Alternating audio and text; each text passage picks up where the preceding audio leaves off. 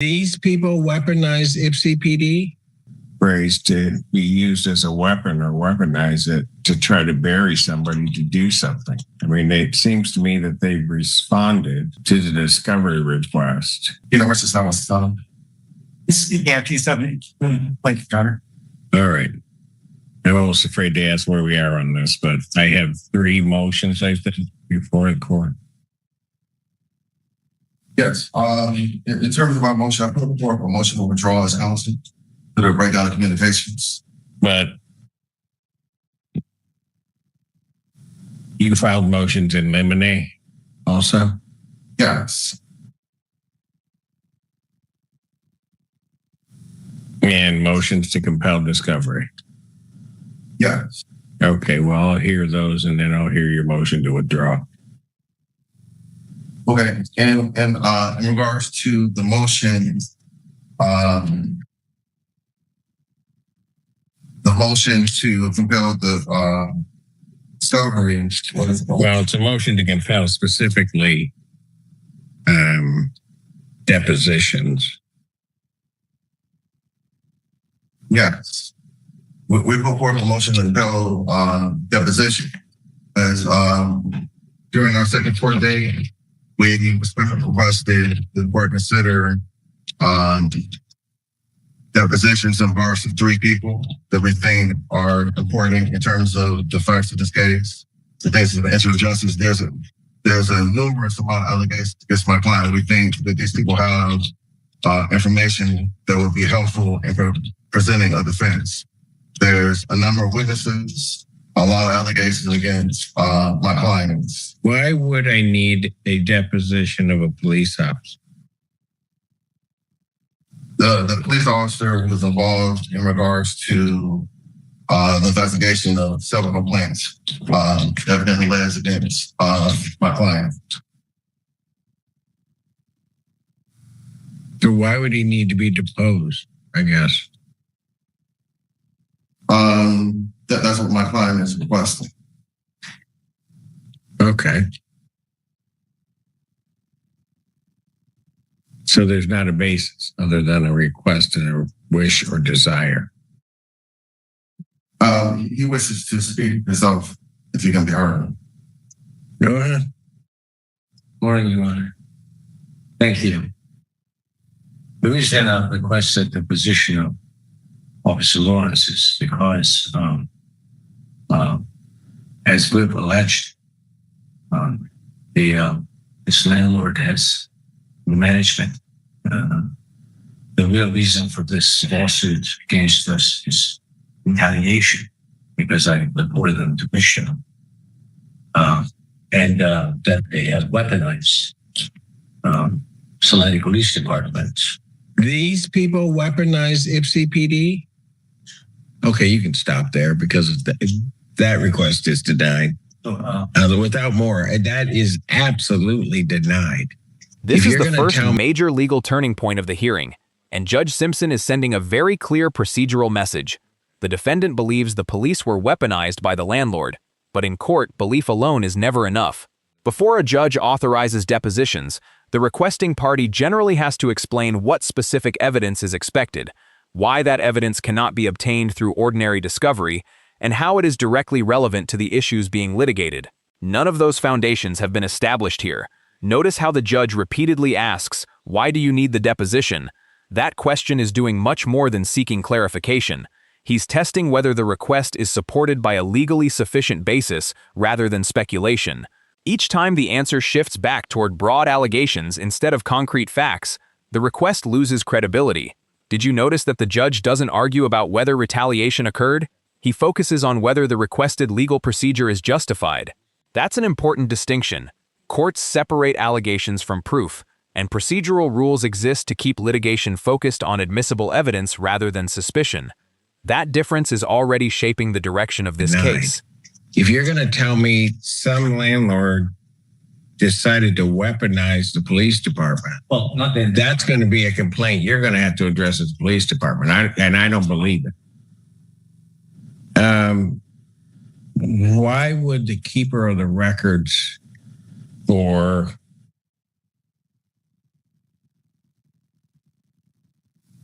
the plaintiff need to be deposed?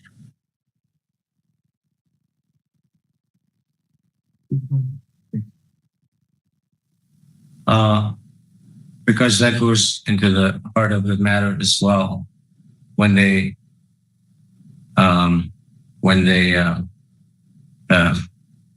started a plan, promotion to try to look at me, making me look bad, which then essentially led to this lawsuit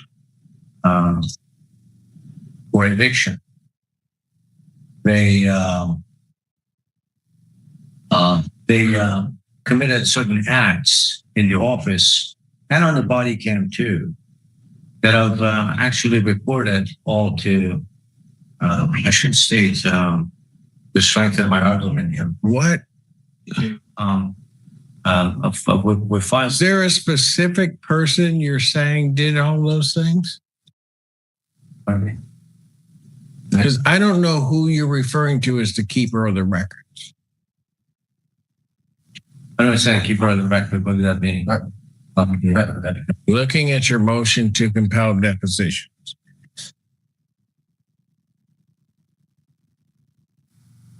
Paragraph 8D. Plaintiff's keeper of the records.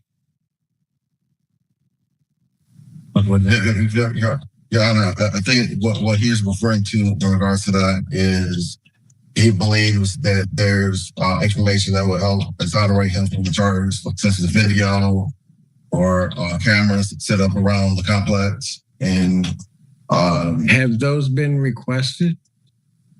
Discovery has been requested, yes. And that was camera footage and the like? All discovery was requested. Even electronic discovery. So the full range of discoveries was requested. And has plaintiff not provided it? I guess I'm not clear if it's been requested. Where does a deposition help with that? And I mean, go ahead. I don't care either one of you because okay. Yeah. I mean, anybody can dig a hole for themselves. So go ahead. You two bet it. Well, there are certain acts behind the scene which I think they've committed to the management to essentially weaponize a few other tenants too. Your Honor, we've filed a complaint with Michigan Department of Civil Rights, and we even met with the state administrator a few weeks ago, Cindy and I, and they opened up an official investigation on April 29th against the landlord for 4 items: retaliation, disability, and discrimination on the basis of national origin, and sex. And that investigation is active. Plaintiff. Okay. Plaintiff, assume everything you say is correct. Yes, sir. Why do I need a deposition? Deposition is to essentially dig for more information. That's not the way that works. That they've done. That's my. Who is Paul Spencer? Paul Spencer is the CEO of K&G Prestige. You can stop there. You can stop there. Why do you need his deposition? Because Paul Spencer is the one who responded to an email that I sent to our Mitchell board and him. My email was dated March 2nd. And within a few days, he decided to, and he emailed them saying essentially he's going to evict us.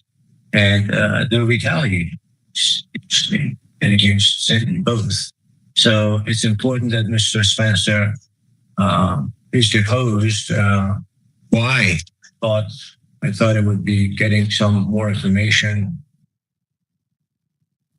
mind that we could expose more information for the clarity of the court. So it's a fishing expedition. Fishing expedition. Well, to try to find out what happened behind the scene. Door under oath to be deposed. Who is Sheena Mickens? She is the on-site manager who will be here at the jury trial to testify.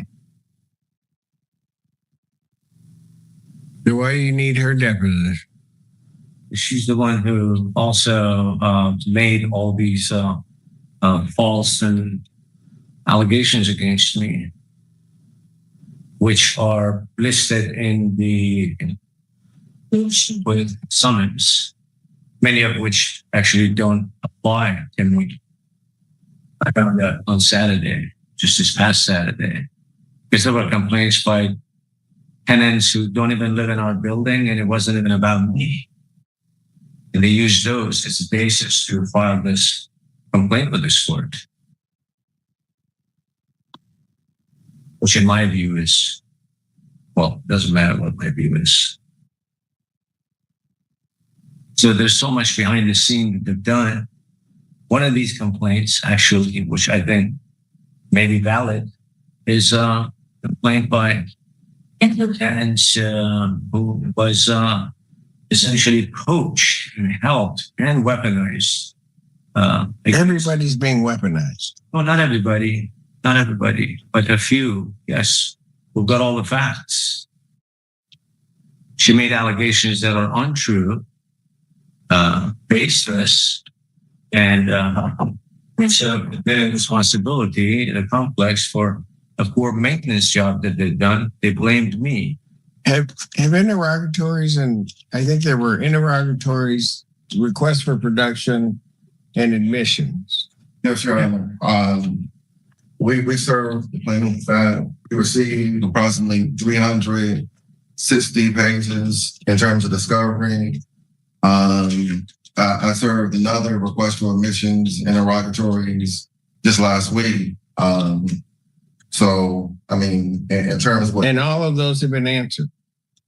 All right, if I may, we responded to the first set, gave it to him on Thursday afternoon. Friday, he drove another set to my office from... So we got that to work on Stills Car. How many interrogatories are there? That's the second one that I drove is all. Well, listen to my question. How many interrogatories are there? They did not constitute over. We're just going to respond to them because we're not going to try and play those games. But, no, I understand, but I also, in district court, you have to ask permission before you get any of that. I'm not saying that you didn't get the court's permission, that there could be limited discovery, but I also don't, I guess, allow discovery or use your client's phrase to be used as a weapon or weaponize it to try to bury somebody to do something. I mean, it seems to me that they've responded to the discovery request. This may be the most legally significant exchange in the entire hearing because the judge shifts the discussion away from the parties' accusations and toward management of the litigation itself. Discovery is intended to help each side gather relevant evidence, not overwhelm the opposing party with endless requests. When Judge Simpson expresses concern that discovery itself is becoming weaponized, he's signaling that proportionality and judicial efficiency are now becoming priorities. Notice something else. Earlier, the defendant repeatedly accused the landlord of weaponizing the police, tenants, and management. Now the judge applies that same language to the litigation process. Whether intentional or not, that's a subtle indication that the court is becoming more concerned with how the case is being litigated than with the rhetoric surrounding it. The plaintiff's attorney also strengthens that position by explaining that hundreds of pages of discovery have already been produced and additional responses are still being prepared. From the judge's perspective, that makes it much harder to justify expanding discovery even further. Would you have reached the same conclusion if you were managing this case? Or do you think additional discovery would genuinely uncover relevant evidence rather than simply prolong the dispute? Those are exactly the balancing questions trial judges confront every day. I'm a bit concerned that then there becomes a second set of discovery.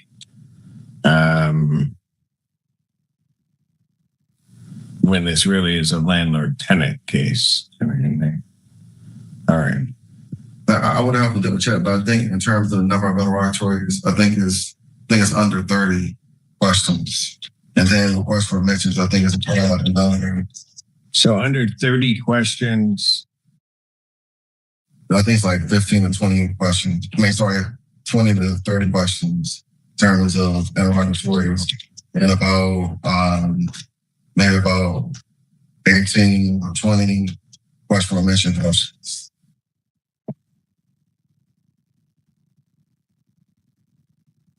Yes.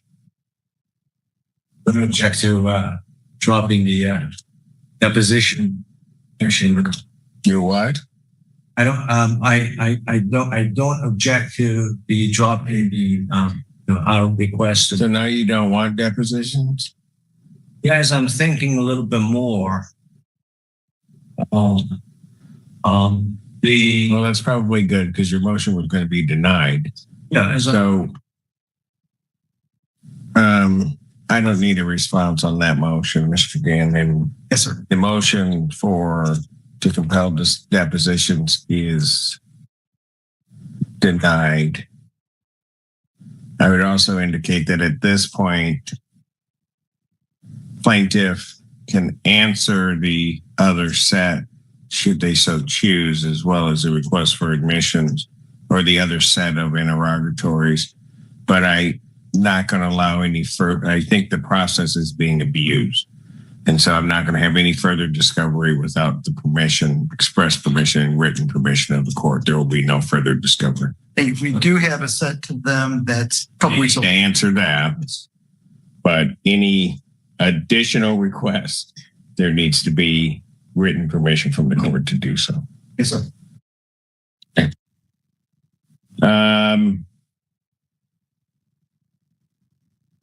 Motion in limine.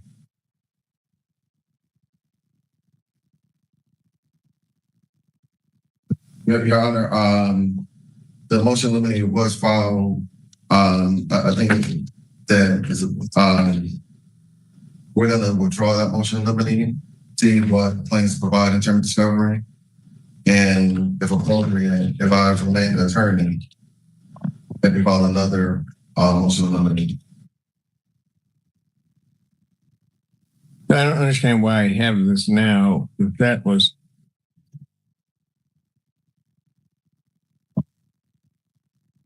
in response to the motion in limine, Mr. Gann. I did submit a response to it. I think the timeliness is the real issue here.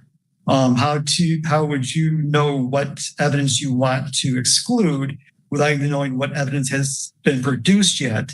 In addition, there is a federal statute 24247.6, which does allow landlords additional grounds for termination that were not known to the landlord at the time of the issue. And until discovery is complete, I think this is premature motion. Well, this motion in limine, I understand they want to withdraw it, but I think we need to make this record clear. I'm going to deny the motion in limine. I think there were only three, right? Let me draft an order for those two, Your Honor. No, I have people that will do that. Thank you. Yeah.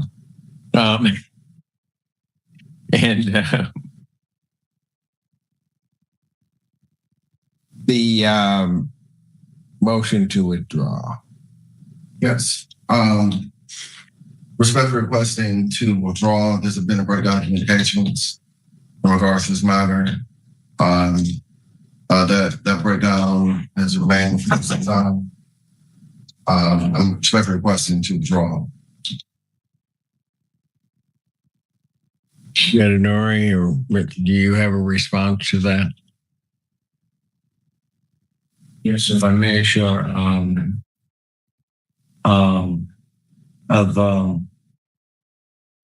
I've asked Attorney Ogletree what specific examples, events, behaviors words, anything. My part. It was right him to make that decision. Asked him a few times, the emails. He hasn't provided any specific examples. I usually try to have most of my communications via email. It's a matter of record. So it wouldn't be hearsay. My word against your word and something. So,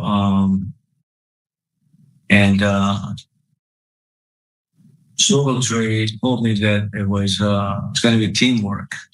I said, great. Collaboration. So I'd like to be as part of that. I'd like to be in the loop. And I should be with the clients here. It's something very important. And a few conversations took place and a few things were hashed out. I'm assertive, but very respectful.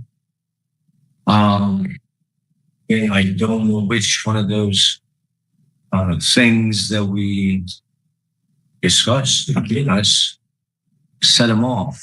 I have no idea because he hasn't responded. So about 3 weeks into the session, or essentially the process, which was about 3 weeks ago, roughly, then he decided to withdraw. He said that I wanted to litigate the case, and I was disrespectful and demeaning to him. And he still hasn't provided an example to me. I've never disrespected him, but I don't like him. And we have this professional. Well, you guys probably need to figure it out, and I probably don't need to. Normally, I wouldn't stand in an attorney's way to get out of a case, but you're objecting. Usually, that's not the case either. So I'm going to, at this point, go ahead, counsel. I'm limited in terms of what you can say. I know. I mean, but I have put in writing in regards to this.